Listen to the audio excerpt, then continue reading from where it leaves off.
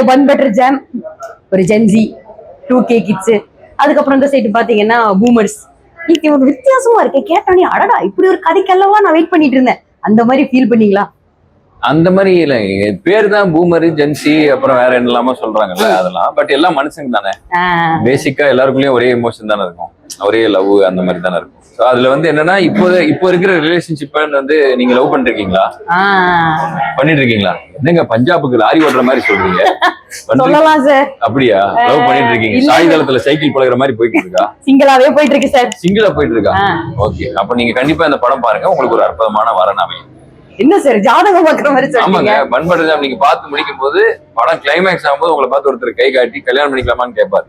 அப்படி கேட்கலன்னா எல்லாரும் வந்து ராஜுவை கேளுங்க அப்படின்னு. சார் என்னென்னமோ மார்க்கெட்டிங்லாம் நான் பாத்துருக்கேன்.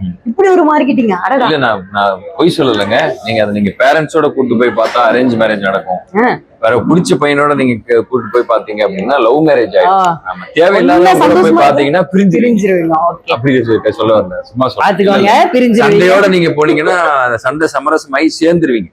பன் பட்டர் ஜாம் மாதிரி ஆகிடும். சரி, சீன்ஸ் இல்ல, இந்த ஒரு சீனு தாங்க என் மனசுலயே நிக்குது. உங்க மனசுலயே நிக்கும் அந்த மாதிரி ஒரு சீன்? என் மனசுலயே நிக்குது. என்ன சீனு? எல்லா சீனும் நிக்குது. இனிமேல் அந்த சீன் எல்லாம் உங்க மனசுல உட்கார்ந்து இருக்குன்னு நம்புறேன். எல்லா சீனும் எனக்கு நின்னதுனாலதான் ஒரே வார்த்தை ஜாலமா இருக்கேன் சார். வேற என்னத்த சொல்றீங்க? சரி, இமோஷனல் சீன் கொடுத்தாங்களே முத தடவை, ஐயோ அழுவோம், இதெல்லாம் நமக்கு வரும் அப்படி யோசிங்களா? அழுவருக்கான எனக்கு வந்து நான் சீரியல்ல முன்னாடி நடிச்சதுனால நான் ரெகுலராவே அழுது பழகினேன். சீரியல்ல வந்து எப்போனா எப்பயாவது தான் சிரிப்பாங்க, மீதி எல்லாம் மாப்பிள்ள அம்மா என்ன பண்றதுன்னே தெரியல. அழுது எல்லாருமே அழுது பார்த்தோமா, அதனால நமக்கு அது ஈஸியா இருக்கும். இந்த ஃபைட் பண்றதுதான் ஃபர்ஸ்ட் டைம். ஆமா, இதுல அடிச்சு 6 பேர் அடிக்கிறேன்.